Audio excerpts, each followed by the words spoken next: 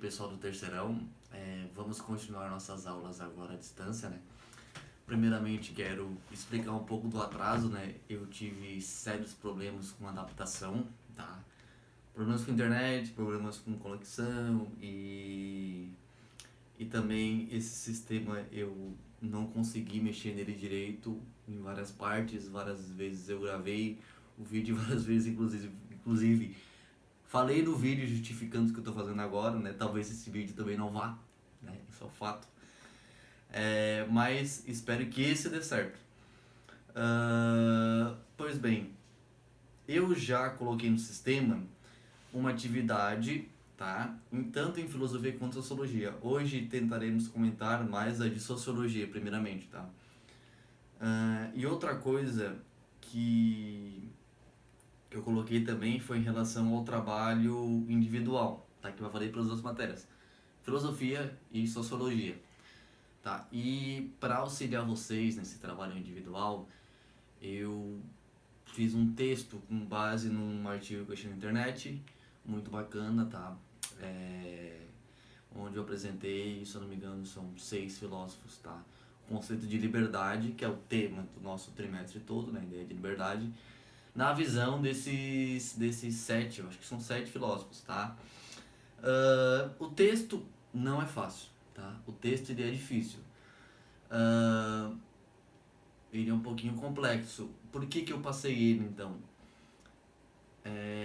Pensando nos alunos que vão querer algum tipo de suporte para provas como o Enem e o vestibular, tá?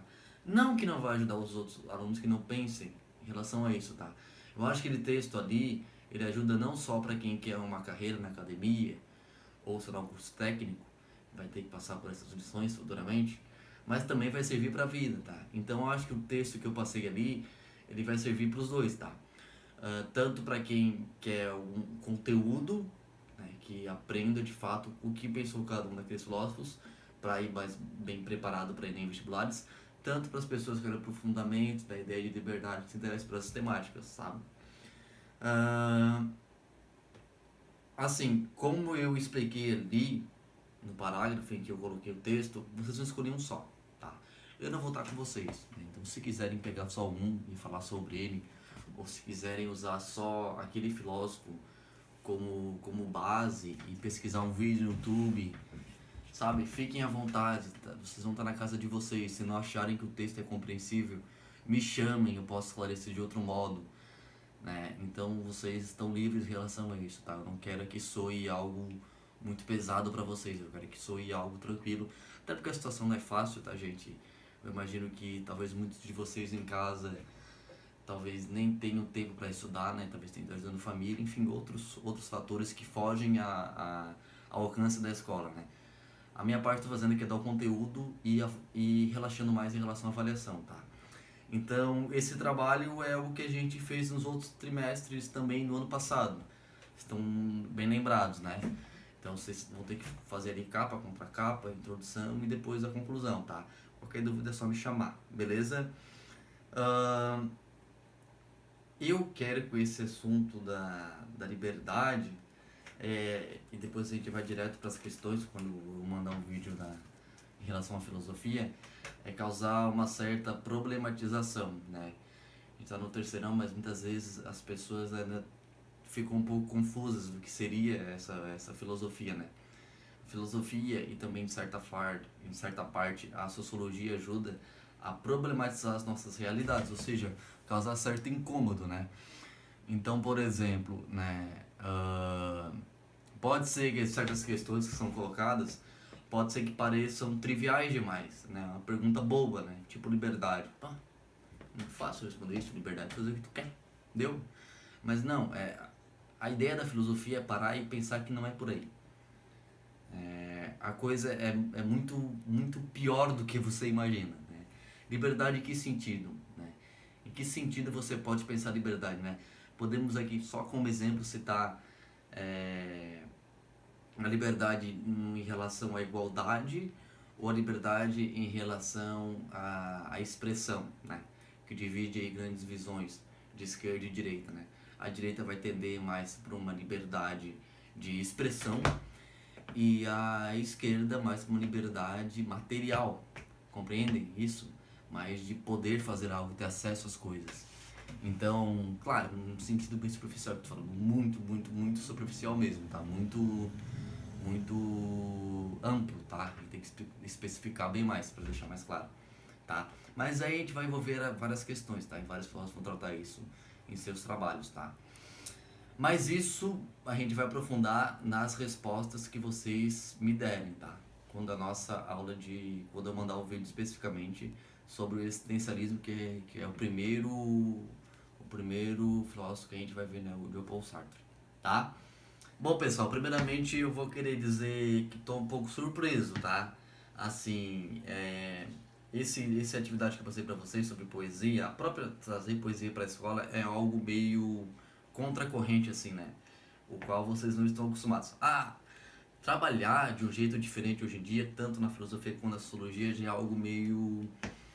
o qual vocês não estão acostumados. A própria noção, né? E a própria matéria, filosofia, só sendo tratada no ensino médio, se você querer apresentar um método filosófico mesmo, ele vai contra um método que vocês sempre usaram desde criança, entendeu? Então é muito normal que cause certo desconforto, né? Que vocês fiquem vendo aquelas pérolas muito comuns, é coisa de gente desocupada, não entendi nada, isso serve pra quê, qual que é a utilidade disso, porque vocês vieram um tipo de caminho muito específico em que o caminho por si não mostra o quanto a filosofia é importante, tá? E a essa visão sociológica também vai seguir um panorama bem parecido, tá? Ainda mais quando a gente cai no tema da poesia, a gente quer trabalhar as referências sociais em que alguns contextos das obras poéticas trazem, tá? E a gente analisou algumas poesias aqui e também o filme que a gente viu, tá? É sobre isso que a gente vai trabalhar, tá? Eu, primeiramente, passei para vocês uma poesia complicada, bem complicada, do Carlos Drummond de Andrade, que é um poeta fantástico, e a questão que eu coloquei foi: faça uma comparação, né? O nome do poema do Carlos Drummond é Flor e Náusea. Aí a questão é: faça uma comparação. O que acontece com o personagem da poesia quando ele observa a flor? Dica: prestem atenção nas palavras que são usadas. Vamos aos comentários, beleza? Pessoal, assim, ó, a vantagem da aula sem vídeo é que vocês podem ficar à vontade para pausar, voltar, né? Então, muito mais confortável, beleza? Porque a coisa vai longe, aqui foram bastante comentários que eu não vou poder deixar passar em vão, tá? Outra coisa também, nem todos, que se eu for ler mesmo, todos vai dar mais de 2 horas de aula. E comentar todos também. Então, sim, teve certas restrições, porque tem uns que já praticamente repetem o que o colega anterior falou, e teve outros que eu tive que cortar algumas partes do comentário, porque alguma parte repetia, outra não. Aí a parte que não repete, que é inovadora, eu coloquei, tá? Vamos lá. Primeiro comentário. Ele fica com esperanças de algo melhor, tá? Com a flor mesmo feia, nasceu em um lugar ruim, tá? Uma coisa importante também, para quem conseguiu acesso a esse poema na internet, se poder estar com a folha do lado para ir acompanhando os comentários, melhor ainda, tá? Eu tô com ele aqui. Outro comentário. Ele menciona, ele emociona, pois no tom amargo de sua voz nota-se um choro. Ou melhor, quem está recitando, né, no caso o poema do Carlos Drummond de Andrade, mas quem recita é uma mulher, ela é tomada pela emoção, pois a flor refere-se às mulheres que vêm ao longo do tempo nessa dura batalha contra o machismo, que perante a sociedade que a julgam, pois elas são como flores, podem ser fisicamente mais frágeis ou delicadas, como as pétalas, mas também defende-se com seus espinhos. Tá? Eu achei essa interpretação muito boa, não esperava, muito profunda, né?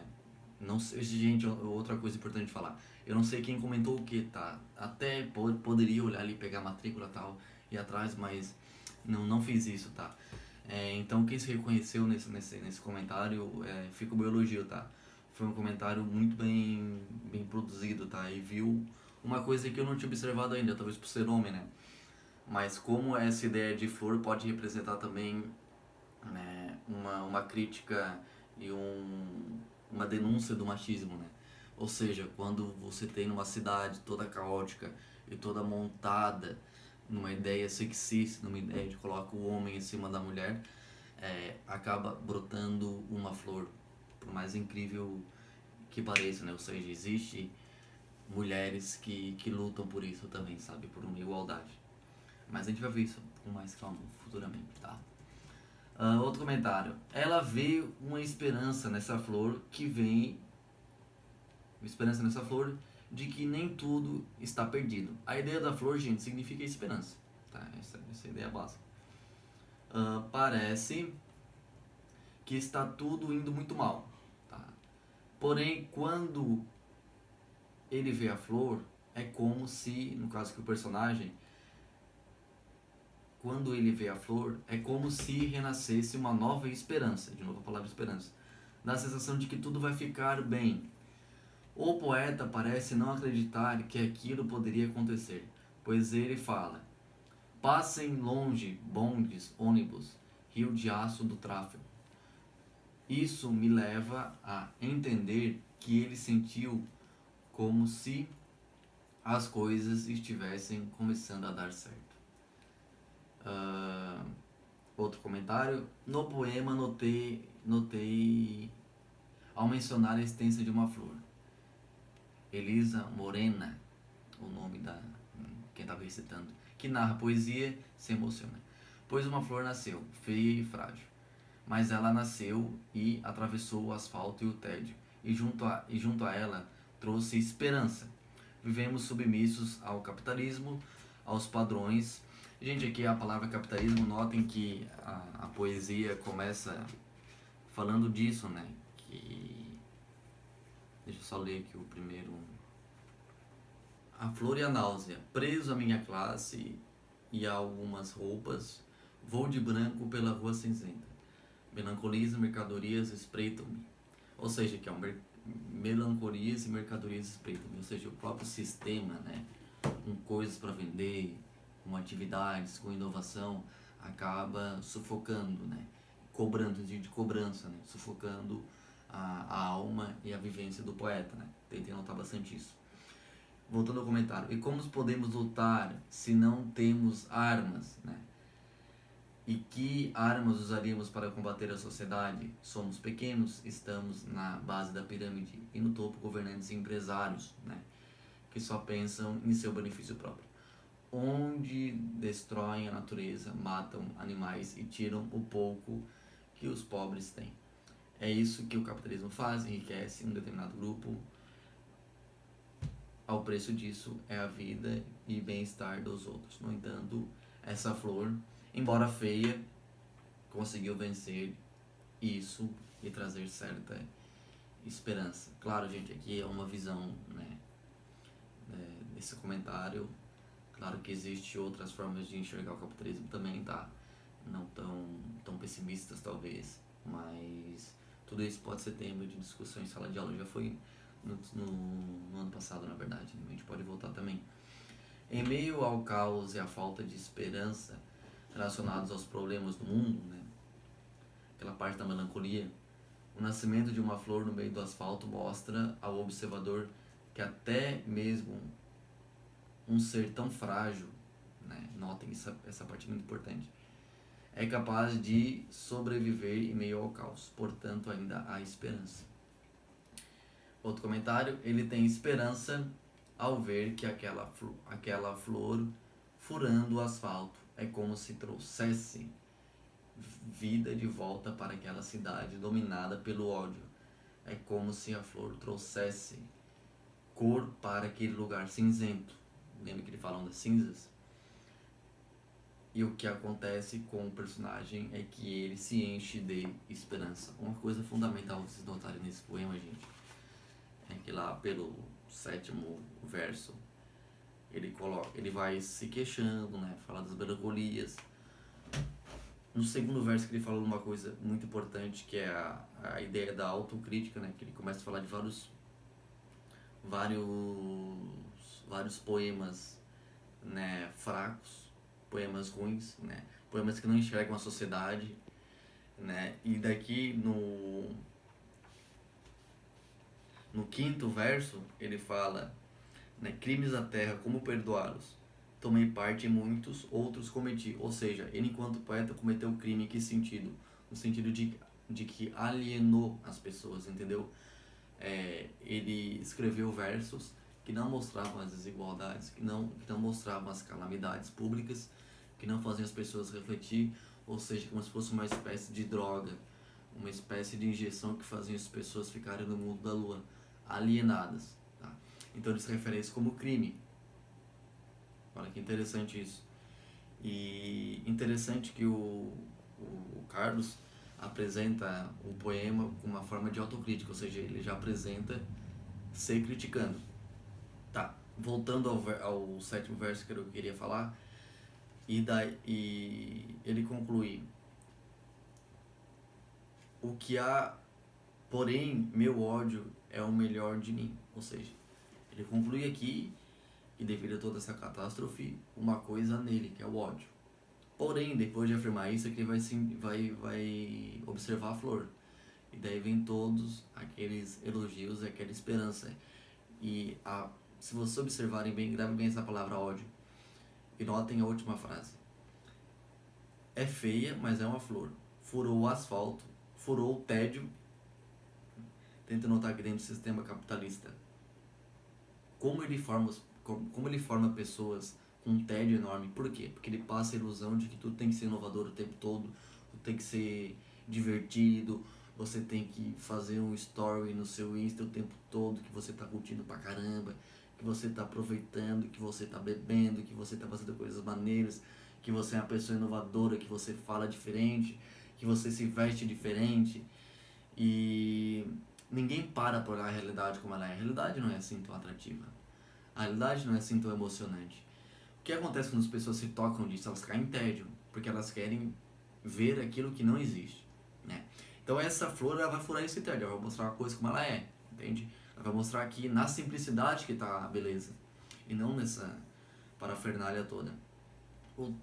Furou o asfalto, voltando, o tédio, o nojo, que o Carlos criou de toda aquela palhaçada, e o ódio, ou seja, tá aqui a autocrítica, entende? Ou seja, o Carlos Drummond de Andrade, ao ver as coisas, chega à conclusão de que existe a única coisa boa que há nele é poder se revoltar com isso, ou seja, ter ódio de tudo. Porém, ele começa a pensar e ver que há certos movimentos ou certas flores, ou a flor florescendo, e que, no entanto, essa flor não rompe não só com toda essa parafernália, rompe com o próprio ódio que há nele, ou seja, rompe com ele mesmo. Olha a profundidade disso, né? Olha a autocrítica disso, pessoal. Bom, pessoal, daí a segunda questão era um poema também do Carlos Drummond de Andrade. Esse poema, além de inspiratório, segue uma perspectiva existencialista, que é o que a gente viu na disciplina de filosofia. A pergunta que Drummond investiga é complexa. Faça seu esforço e tente responder. O que é o ser? Você é ou você ainda vai ser? Quais as atitudes que você tem hoje que comprovam que você é? E eu já deixei um alerta, né? Essa é uma pergunta simples, tá? Enfim, pessoal, aqui foram vários comentários interessantes, tá? Eu tive que ser mais restrito ainda, porque além de interessantes, eles foram longos, tá? Deixa eu acentuar alguns aqui, ó. Para mim, é ser uma pessoa que sou uma pessoa diferente das demais, as coisas que eu costumo gostar ou fazer, as demais odeiam ou ter repugnância. Aqui a pessoa começou falando que ela se via de certa forma diferente das demais e que isso seria algo que comprovasse a existência dela, né? Vamos lá, outros. Acredito que o ser é existir, mas não de forma simples, como ter um coração batendo dentro do peito, mas sim existir de verdade, tá? fazer algo que deixe feliz e que faça você se sentir vivo. Viajar, escrever, cita vários episódios aqui, vários fatores. Outro, ser é ter uma identidade característica, ou seja, uma coisa que identifica. Aqui falou o nome dela, o nome da pessoa, já entreguei que é mulher. Daí se relatou, olhos de tal cor, tal altura, né? Ela se relatou seus aspectos físicos e ela falou de uma característica importante que identificava ela como ser, que era fazer o bem aos demais, né? Aqui uma provocação interessante. Esse aqui parece que aprofundou bem a questão. Eu ainda serei no futuro, pois não sei responder essa pergunta. Foi sincero. Simplesmente não sei responder. Porém, seria de grande importância. Assim, quando eu ser, poderei responder. Né? Porque a ideia desse poema é que sempre ficam, eu acredito que vocês enfrentam muito isso como jovem. Né? O que tu vai ser quando crescer? Né? O que tu vai fazer da tua vida? Qual vai ser a tua profissão? De certa forma é criada uma ilusão em vocês, como se vocês já não fossem nada. Como se o que vocês sabem, né, da vida não tivesse valor, não tivesse significado. Como se a experiência, a vivência de vocês, as coisas que vocês enfrentaram na vida não foram importantes. Entende? Que a coisa bacana da vida não está em você, mas está nos filmes de ação, por exemplo. Que o romance pelos quais tu passou, o que vocês passaram, não são romances de verdade, mas são os romances que estão no cinema, por exemplo. Que as aventuras pelas quais vocês passaram não são as mais legais, mas as mais legais e as de verdade que existem são as que o cinema divulga, por exemplo. Tá? Então, E claro, como ali tudo é muito magnífico, né? Tudo é muito legal, né? Você acaba não identificando aquilo como próprio, como parecido. Parece que você de fato nunca viveu, nunca foi algo, né? Ser e existir, perceber que existe, eu sou o mesmo do meu jeito. E ainda vou ser melhor. O jeito com que consigo agir me define, mas nem sempre deixa claro quem eu sou. Acredito que já somos o que queremos ser e apenas estamos querendo ser melhor, ainda quando crescer uma versão melhor de nós mesmos. Vamos lá. Aqui uma outra pessoa colocou assim, ó. O que é ser? É existir? Você é? Sim, eu existo. E se eu existo, eu sou um ser. Quais atitudes sua prova que você é? Bom, eu vou para a escola, faço minhas obrigações em casa, trabalho, eu existo. Porém, eu não vivo. Eu não sei se a questão aqui é viver ou existir. Olha essa distinção. Acredito eu que possa ser, tenha que apenas existir. Sendo assim, eu sou. Mas se para ser eu tenho que viver, então eu diria que ainda vou ser. Ou seja, é uma conclusão um tanto pessimista e me parece bem profunda, né? Que a pessoa conclui, né? Ela só existe, ela não é, porque ela vive em função do que ela é obrigada a fazer e não do que ela quer. Muito bacana. Aqui um último comentário enorme que eu não vou poder comentar porque vai consumir muito tempo de vocês. Eu só vou botar aqui a última frase mesmo que eu achei muito boa. Talvez ser algo é saber que algo é muito difícil. Eu sei que hoje eu sou alguma coisa, porque é o que eu sou, sabes? Mas sei que daqui a um tempo posso e espero ser outras coisas. Eu sou algo, sei disso, porque não dá pra ser nada. Aqui uma definição um pouco existencialista que a gente vai ver em filosofia ainda. Não tem como tu não construir uma essência, né? Mas enfim, isso é pra não botar lá. Isso uma vez um amigo meu me falou, que todo mundo é alguma coisa e com o passar do tempo tu vai agregando mais características, coisas, histórias e a existência e vai se transformando em algo. Tá? Quem vê isso com mais profundidade na aula de filosofia, tá? Certo, gente? Questão número 3. Vendo o vídeo, escolha alguma cena e explique em que sentido ela lhe chamou a atenção, tá? E daí eu dava certas indicações para orientar vocês, tá? Aqui, pessoal, eu vou tentar ser mais sintético ainda, tá? Eu só peguei alguns termos que chamou a atenção de todos no clipe que eu passei, tá? Uma coisa, eu acho que a coisa que mais chamou a atenção foi o fato de o personagem, né, ter queimado dinheiro, né? Ele sai com não sei qual carro, é tipo um Cadillac, sei lá. Mas eu acho que é outro, não é esse não, mas parece um Cadillac. E ele acaba tendo que parar num lugar lá que acaba enchendo. E no outro dia ele resolve simplesmente largar tudo e ele ainda por cima queima o dinheiro. Essa cena de queimar o dinheiro chamou a atenção de muita gente.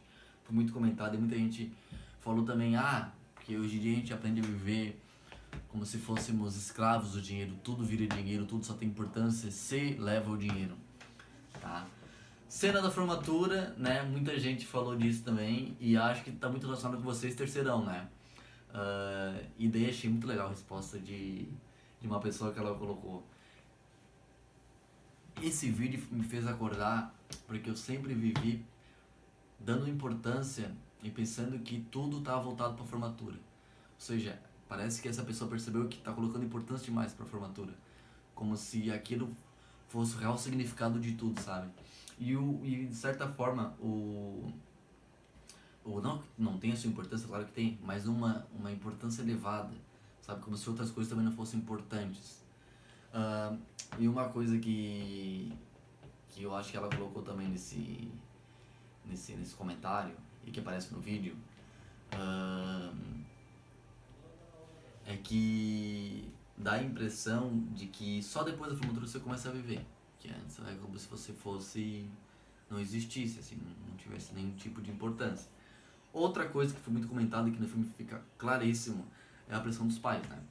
Porque assim, gente, tem muitos pais que idealizam muitos filhos, né? Que não querem os filhos desacoplados dele, ou não querem, essa é muito característica, não querem filhos diferentes deles, entendeu? Que eles querem meio que um adendo, sabe? Uma cópia de si. E quando o filho dirige por caminhos que não foi idealizado pelos pais, isso causa certo transtorno, causa briga, causa traumas às vezes. E isso é muito triste, né? Às vezes parece que falta por parte dos pais entenderem que ele está constituindo um outro ser. Ele não tá fazendo um apêndice, ele não tá fazendo um anexo dele, entende? É aquela ideia de ficar debaixo da minha asa, que vários mitos populares falam.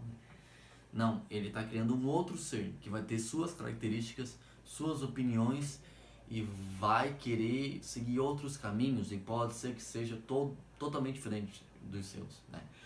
Olha quantas possibilidades nós temos de ser na vida, né? Seu pai escolheu uma, por questão lógica, claro que o ambiente que a gente nasce influencia, por questão lógica, é muito difícil tu ser a mesma coisa que teu pai foi. Tô falando no sentido não só profissional, mas no sentido às vezes de escolhas para a vida, de métodos de vida, de opiniões também. Então, sabe, a probabilidade são um pouco, claro que vai ter influência, né, no mesmo contexto, né? Mas hoje em dia, com os vários recursos, a diversidade está aí, né? Claro, não tô, claro, caso você fique bem próximo do seu pai, não é um tipo de crítica, né? Eu sou, para falar meu pai foi professor, né? Pai e mãe. Cena, outras coisas que anotaram também, que foi muito questionada, né? Muito lembrada. Cena do contato com os animais e a emoção, né? Que é aquela parte que ele para e olha um bando de... Agora não sei que animal era, em manada, né? E ele se emociona no filme. E isso é muito, dá uma cutucada na gente, né? Porque ele tá preso a um sistema, a um modo de vida tão antinatureza, né? Tão concreto, tão quadrado, né?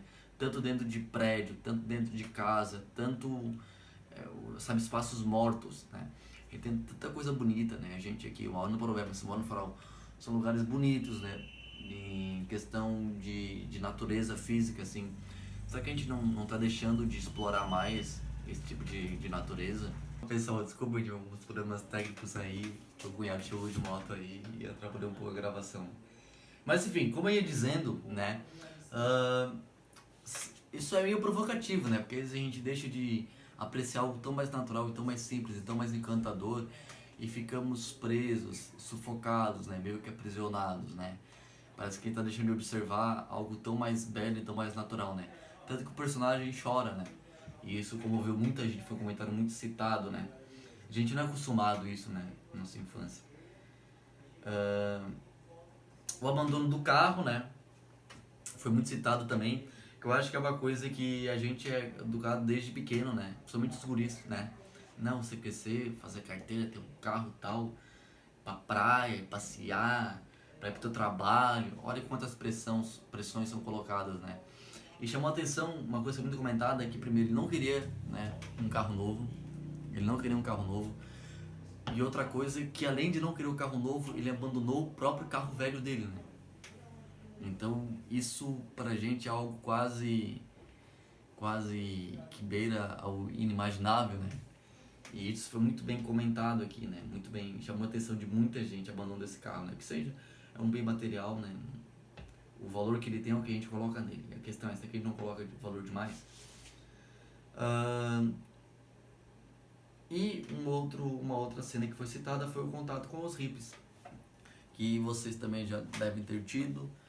E hoje já não são mais tão comuns, né? Mas ainda existem pessoas que levam esse modo de vida alternativo.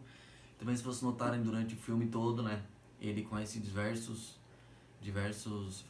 cenas diferentes, né? Ou seja, quando ele pega e sai para explorar o mundo, ele conhece diversos modos de vida diferentes. É importante notar como isso altera o próprio ser dele, né?